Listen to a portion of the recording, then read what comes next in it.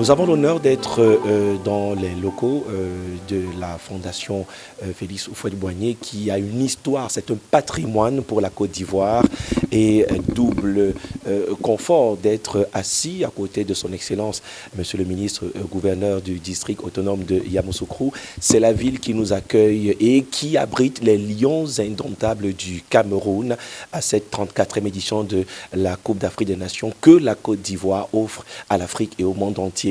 Ce Camdis Télévision, entretien exclusif avec le docteur Augustin Thiam, c'est un autre Augustin Aimé Moukoko, qui a le bonheur de l'avoir. On essaiera de comprendre l'histoire non seulement de ce patrimoine, mais la particularité de la ville de Yamoussoukro, Yakro comme on dit, parce qu'il faut le dire, c'est la capitale et en termes d'institution, on est à l'endroit où il faut. À tout de suite.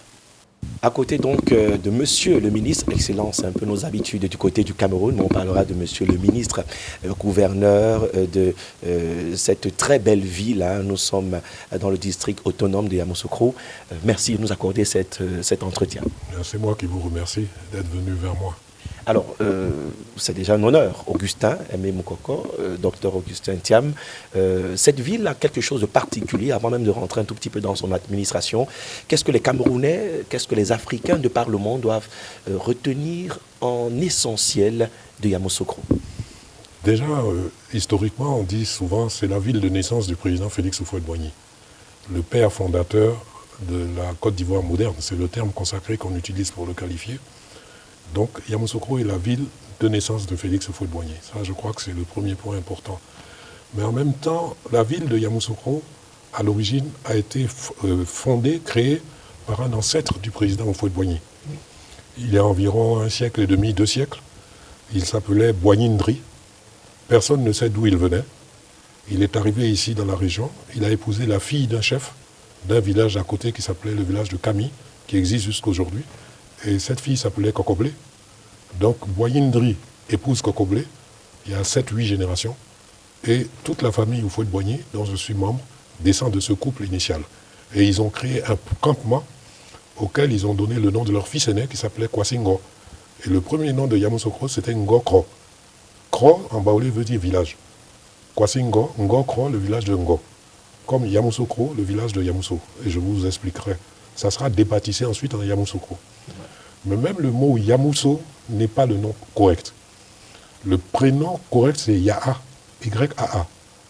Yaa Nso. En baoulé, quand vous comptez de 1 à 7, 7 se dit Nso. Donc Yaa Nso, c'est comme Hassan 2 ou Mohamed 5. Yaa Nso, c'est Yaa la 7e. Et quand les colons sont arrivés et qu'on leur a dit Yaa Nso, ils ont écrit Yamousso. Et c'est resté comme ça. Non. Mais au plan étymologique, ça devrait être Yamoussoukro, le village de Ya la 7e, qui deviendra par la suite la capitale de la Côte d'Ivoire. En tout cas, une ville trempée d'histoire, vous aussi d'ailleurs, qui avez la lignée de cette légende pour l'Afrique, pour le monde. On parle bien du feu président Houphouët-Boigny. Docteur Augustin Thiam, vous êtes un homme de médias, parce qu'il faut dire que vous avez tenu aussi les rênes de la radio il y a quelque temps, avant d'être ministre et aujourd'hui ministre-gouverneur. Quelle est pour vous la plus belle expérience que nous allons partager dans votre ville pour la Coupe d'Afrique des Nations qui nous amène ici? Peut-être la rencontre avec vos frères et sœurs de Côte d'Ivoire. Parce que nous sommes en Côte d'Ivoire l'objet de beaucoup de critiques de la part d'intellectuels camerounais qui critiquent beaucoup notre système, qui critiquent beaucoup notre régime. Et ça donne une fausse idée de relations entre les Camerounais et les Ivoiriens. Alors qu'aucun de nos deux peuples n'a de problème particulier l'un avec l'autre. Je crois que vous avez, depuis quelques jours que vous êtes ici, vous avez pu noter comment vous avez été accueillis. Je ne pense pas du tout en ennemi, plutôt en frère. Et je pense que le président Félix Houphouët-Boigny, depuis le président Félix Houphouët-Boigny, qui entretenait déjà de très bonnes relations avec le président Amadou Ahidjo, ensuite tous les successeurs, avec le président, son Excellence le président Paul Biya, nous avons toujours entretenu de très bonnes relations avec le Cameroun. Et vous venez aujourd'hui constater vous-même, des visu, la qualité de ces relations-là. Je pense que c'est la première expérience la plus importante. Le souvenir que j'aimerais que vous remportiez de la Côte d'Ivoire, c'est que, disons, Yamoussoukro est votre capitale bis. Sentez-vous-y chez vous. Vous y venez quand vous voulez, vous êtes les bienvenus. Restez-y le temps que vous voulez. On ne vous dira jamais rentrez chez vous. Vous êtes chez vous. Merci. Encore que l'une des premières visites de son Excellence Paul Biya, après son investiture, était justement auprès du président Félix Houphouët-Boigny.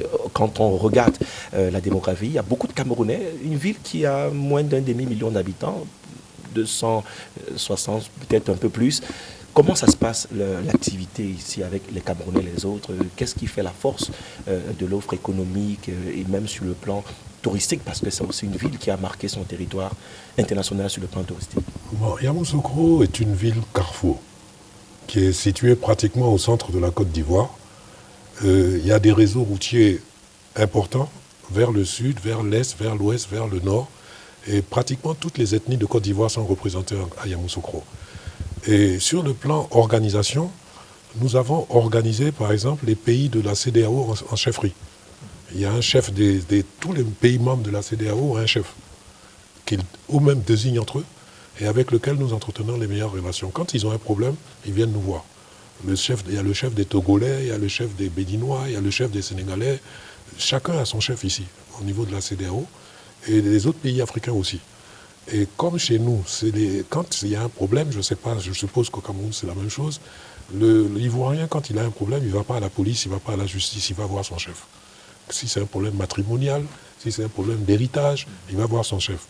Donc nous gérons beaucoup nos relations avec les étrangers qui vivent ici de cette façon-là, sur le mode traditionnel. Parce que la tradition n'aime pas les conflits. On aime le consensus, on aime s'entendre. Même si on se chamaille, il faut que tout se termine dans la réconciliation. Donc nous sommes sur cette base-là et tout se passe plutôt bien. Nous n'avons aucun problème avec aucun étranger ici en Côte d'Ivoire. Ensuite, le peuple baoulé, par sa structure, sa culture matrilinéaire, nous, qui est votre père, ça ne nous intéresse pas trop. Ce qui nous intéresse, c'est qui est votre maman. Voilà. Donc, je crois que c'est vous, c'est un peu pareil. Et à partir de là, nous n'avons pas trop de problèmes avec les gens. Et je pense que tout se passe bien et que tout continuera à bien se passer. Monsieur le ministre, le gouverneur, oui, tout à fait. Excusez-moi, vous avez dit tout à l'heure que la première visite de son Excellence Paul Biya était en Côte d'Ivoire. J'ajouterai un autre détail historique. Quand le président Félix Houphouët-Boigny a perdu une de ses sœurs aînées, Mami Adjoa, le président Biya s'est déplacé, il est venu assister aux funérailles. Et je me souviens, parce que j'y étais moi-même. En tout cas, merci pour ces anecdotes. Vous qui avez eu cette légende comme tuteur, il échangeait beaucoup avec vous sur son travail, sur ses sorties, même que l'histoire raconte qu'il vous amenait souvent à quelques-unes de ses sorties sur le plan administratif. L'une des choses importantes, c'est aussi la patience, le respect qu'il vous a enseigné. Nous sommes au cœur de la fondation qui est sortie par là, une fondation qui est quand même bâtie sur plus de 30 mètres de hauteur. 1977, 10 ans de mise en scène de ce joyau architectural qui a servi aussi de base à l'Assemblée nationale il y a quelques années quand l'initiale était en réflexion. Qu'est-ce que ça représente aujourd'hui, ce monument dans la ville de Yamoussoukro, dans le pays de la Côte d'Ivoire? Je parle bien de cette fondation. Le monument est un symbole, mais il faut aller un peu plus loin que le monument. La deuxième religion d'Houphouët-Boigny, à part le fait qu'il était chrétien catholique, c'était la paix. Et c'est la fondation Félix Houphouët-Boigny pour la recherche de la paix. Et chaque année, un prix est attribué. Et la dernière récipiendaire, c'était Angela Merkel.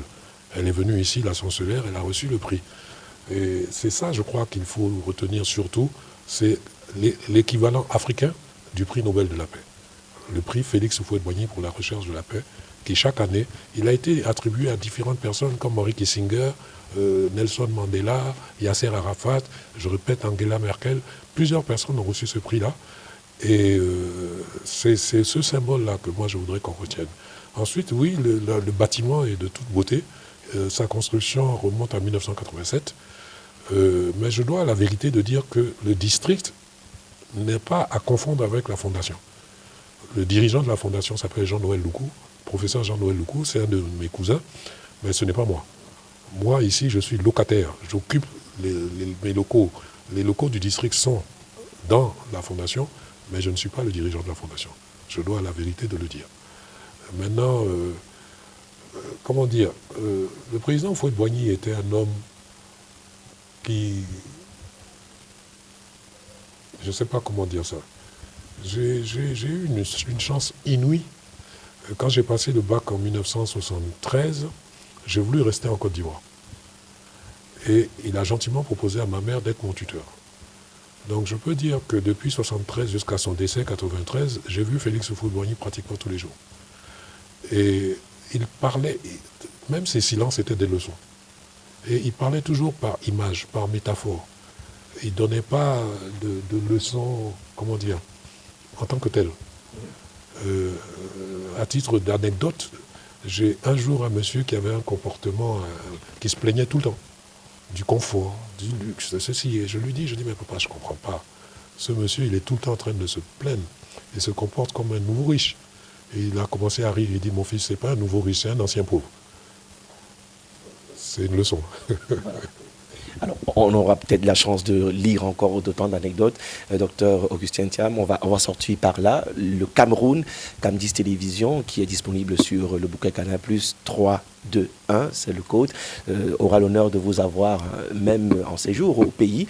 Peut-être pour sortir de cet entretien exclusif, un dernier mot pour les Camerounais qui vous regardent, qui apprécient la Côte d'Ivoire et davantage les Camerounais qui sont ici, pas seulement pour la CAN, mais qui ont trouvé une deuxième terre d'accueil. Écoutez, comme j'ai eu à le dire avant, le message est destiné aux Camerounais, mais à plus large, aux 23 autres participants. Personnellement, dans ma tête, je ne discute pas la Coupe d'Afrique des Nations de football. Je dispute la Coupe d'Afrique de l'hospitalité et de la sécurité. Et nous avons fait tous les efforts nécessaires pour rendre la ville plus belle. Nous avons sensibilisé les populations pour qu'elles vous fassent le meilleur accueil. Et nous avons mis en place tous les systèmes de sécurité pour que vous soyez dans la sécurité optimale et que tout se passe bien. Et la meilleure façon peut-être de nous montrer que tout s'est bien passé, c'est de revenir. Et donc je vous souhaite à vous tous, mes frères camerounais, un très agréable séjour à Yamoussoukro. Et puis revenez quand vous voulez. Parce que chez nous, avant de partir, on dit toujours, on demande la route. C'est-à-dire, vous me demandez l'autorisation de quitter Yamoussoukro. Et ce à quoi culturellement nous nous répondons, mais vous êtes chez vous. Quand on sort de sa maison, on ne demande pas permission. Donc on va ouvrir un peu la porte, allez vous détendre les jambes, mais on ne va pas fermer la porte. Si vous avez faim, si vous avez soif, si vous avez sommeil, ici c'est chez vous, revenez quand vous voulez. C'est ce message-là que je lance aux Camerounaises qui sont ici. Revenez quand vous voulez. Nous reviendrons encore et toujours, pourquoi pas, merci. Pourquoi pas venir investir en Côte d'Ivoire davantage et de saluer cet accueil, cette exceptionnelle mobilisation des frères ivoiriens pour cette Coupe d'Afrique des Nations. Aimé Moukoko a eu le bonheur d'être avec le docteur Augustin Thiam, ministre, gouverneur, on va dire, comme on dit chez nous, c'est le patron de Yamoussoukro, de ce district autonome. On espère le retrouver et d'autres personnalités de la Côte d'Ivoire dans de futures éditions. Merci à la collaboration de M. Toa et à très bientôt.